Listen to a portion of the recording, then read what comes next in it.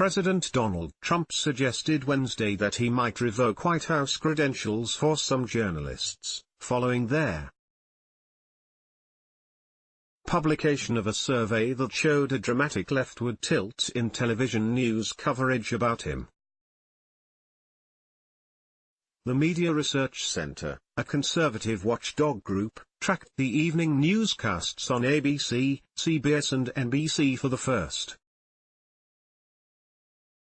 4 months of this year and found more than 1,600 explicitly positive and negative statements about the president. The group determined that 9 out of 10 of those broadcast statements were negative. It did not include CNN and MSNBC in its research. Trump vented, saying, "Their fake news is working overtime." Just reported that, despite the tremendous success we are having with the economy and all things else, 91% of the network news about me is negative, fake. Why do we work so hard in working with the media when it is corrupt? Take away credentials? The president, though, ignored a journalist's question hours later when he was asked before a cabinet meeting whether or not he would ban press from the White House. The MRC, which regularly blasts out signs of media bias on its Newsbusters website, reported the 91% statistic cited by Trump when it analyzed network news coverage in September, October, and November.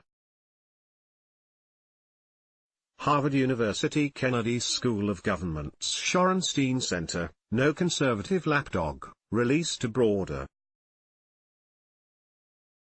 report after Trump's first 100 days in office and found a similar result. It analyzed all coverage of Trump in the print editions of the New York Times, the Wall Street Journal and the Washington Post, the main newscasts of CBS, CNN, Fox News, and NBC, and a trio of European outlets that included the UK's Financial Times and BBC, and Germany's ARD. The result, fully 80% of non-neutral coverage about Trump was negative, and just 20% was positive. CNN, NBC and CBS, in that order, aired the least positive news about the president, each of them registering in the single-digit percentages. Trump has long been a critic of the White House press corps coverage of him, branding some fake news outlets the enemy of the American people and saving his harshest criticism for the New York Times and CNN. Matt Drudge, the internet publisher behind the influential Drudge Report website, posted a rare personal tweet on Wednesday morning to warn about what might follow from the White House. "I fear the future result of Trump's crusade on fake news will be licensing of all reporters," Drudge wrote, noting that Democrats already floated this in the Senate pre-Trump. "The mop-up on this issue is going to be excruciating," he predicted. In 2013, California Democratic Senator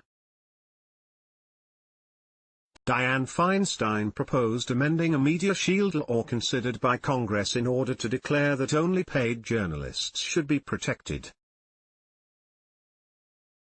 The U.S. Constitution's First Amendment says that the federal government cannot take any action abridging the freedom of speech, or of the press. Feinstein said at the time that she wouldn't support it if everyone who has a blog has a special privilege. Press shield laws preserve the right of journalists to refuse to disclose, even in court, their information sources. There is no federal press shield law, but laws in at least 40 states to cover reporters in that way. Trump's long-standing habit of sniping at journalists he loves to hate reached a fever pitch last fall when he floated a wide range of remedies for what he sees as a mass media that's stacked against him. Why isn't the Senate Intel Committee looking into the fake news networks in our country to see why so much of our news is just made up fake? He tweeted on October 5. Hours later, the president directly challenged the legitimacy of major broadcasters. With all of the fake news coming out of NBC and the networks, at what point is it appropriate to challenge their license? He asked. Trump was still at his 6 days later, tweeting that their network news has become so partisan, distorted and fake that licenses must be challenged and, if appropriate, revoked.